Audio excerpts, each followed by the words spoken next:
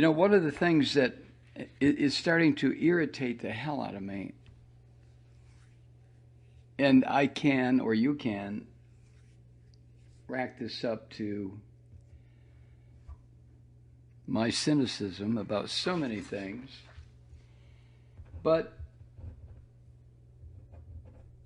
it's these signs or memes or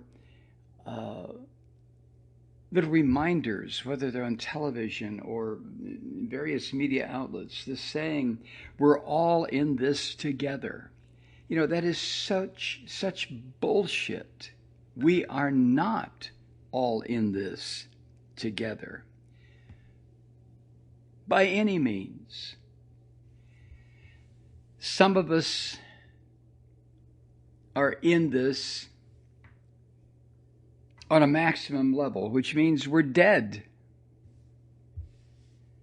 Some of us are in it on a minimal level, which means, okay, we're a little bit sick maybe, or maybe severely sick back in January, February, March, and now we're okay. Some of us are just skating along as if nothing has happened, maskless, gloveless, bopping around inside malls and bars and restaurants.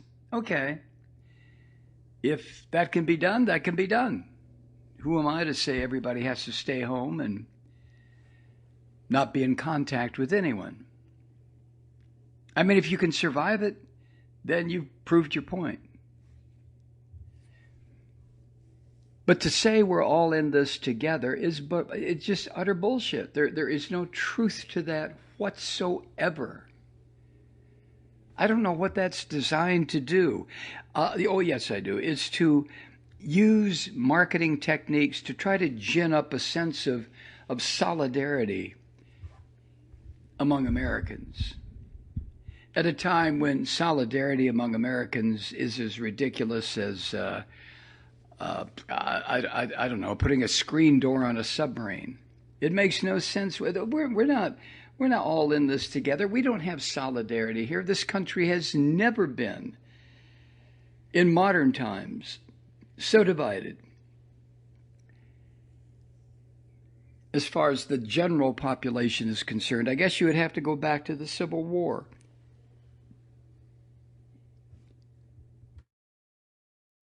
To find a comparable schism in this country. But Robert Reich, writing at his blog the other day, wrote something that I completely agree with. It's like he was reading my mind. No, I'm kidding. But Robert Reich writes, no description of the coronavirus is more misleading than calling it, quote, the great equalizer, end quote. We're all in this together, sort of thing. I say it offends me to see the slogan, we're all in this together. Love will get us out of it. Oh, that's such horseshit. And for Reich, it's the term the great equalizer. He goes on, the horrific truth is that Native Americans, Latinos, and African Americans are dying at much higher rates than white people. And we don't know the half of it because the CDC, he says, hasn't released, I say, is abso-fucking-lutely prohibited from releasing any racial data about this virus. And as Reich points out, we don't even know if they're collecting it.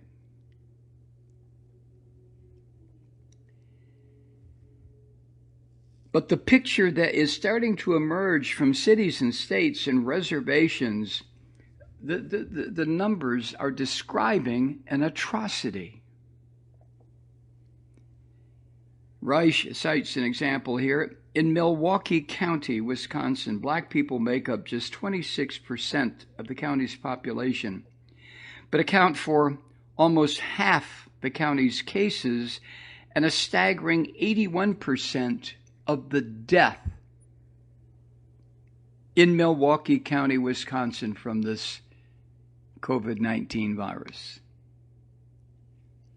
Louisiana Reich goes on, Illinois and Michigan are no different. Black people make up less of the overall population, but account for vastly more of both cases and deaths.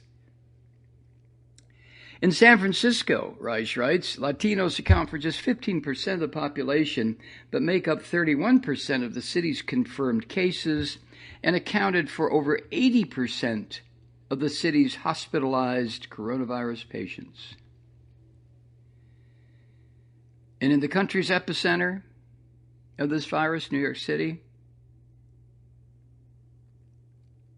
COVID-19 is twice as deadly for Latinos as for white people. Native Americans are also dying in wildly disproportionate numbers. The Navajo Nation, with about 175 residents, has more COVID-19 cases than 9 entire states and more death than 13 states. We're all in this together. Reich goes on, you've heard how governors are fighting over aid. Well, tribal leaders are getting even less. So why are these communities suffering the worst of this pandemic? For one, black people and Latinos are more likely to work in so-called essential positions that require them to put their health at risk. A study by the New York City Comptroller found that 75% of the city's frontline workers are people of color. On top of that, black people and Native Americans experience higher levels of pre-existing conditions like asthma and diabetes that makes contracting the virus even more deadly. Of course, they don't just happen to have these illnesses. Diabetes, asthma. This is the system. It's decades of segregated housing, pollution, lack of access to medical care, and poverty in action. This is the result. But the virus isn't just discriminating by race, Reich writes. It's also disproportionately affecting the working class and poor of every kind. In New York City, the 5 zip codes with the highest rates of positive tests for the coronavirus, those zip codes have an average per capita income of under $30,000 a year. While residents of the 5 zip codes with the lowest rates of infection have an average income of over $100,000 a year.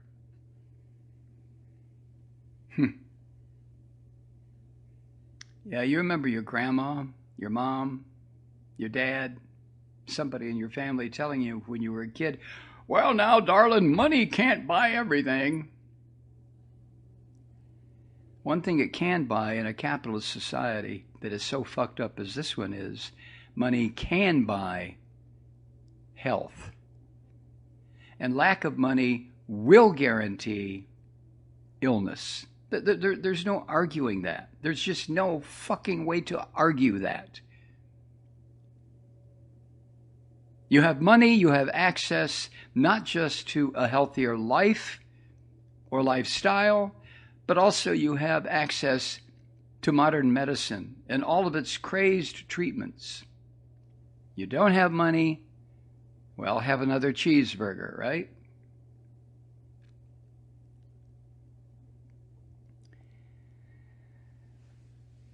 Reich goes on, regarding those zip codes, that's just where they're testing. Remember how early on we heard about celebrities testing positive? If not happiness, at least money can buy a diagnosis. New York just rounded its death toll up by a few thousand people who were never even tested. Studies show that lower income people are more likely to have chronic health conditions that make the virus even more deadly. They're less likely to receive sufficient medical care or might lack access to that care altogether. And of course, they're more likely generally speaking, to work in these so-called frontline essential jobs that put their health at risk. The study also found that only 3% of lower income workers are working from home during this pandemic, compared to almost half of upper middle income workers. Well, there you go. I mean, how can you work as a how can you work as a mechanic or a grocery store cashier or a house cleaner or a nurse's aide from home? Of course you can't. And for as many workers risking their lives for these meager paychecks, still more are now employed and on the brink of financial obliteration. That's the term Reich uses, financial obliteration. Less than half of Americans, he writes, can afford a $1,000 emergency, and nearly 75% of us live paycheck to paycheck.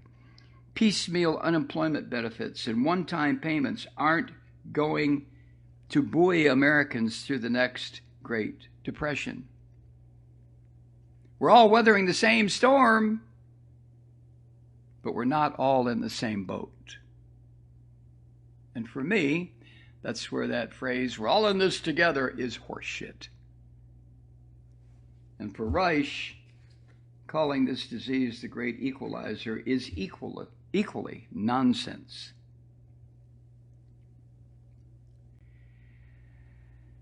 He goes on to say that systematic inequality in America has produced two very different pandemics.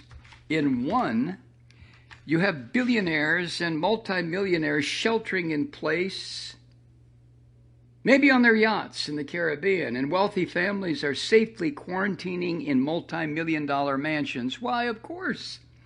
In the other boats sit people risking their lives for their jobs and people without incomes going hungry, a disproportionate number of whom are people of color, and all of whom deserve better. I mean, this is America, right?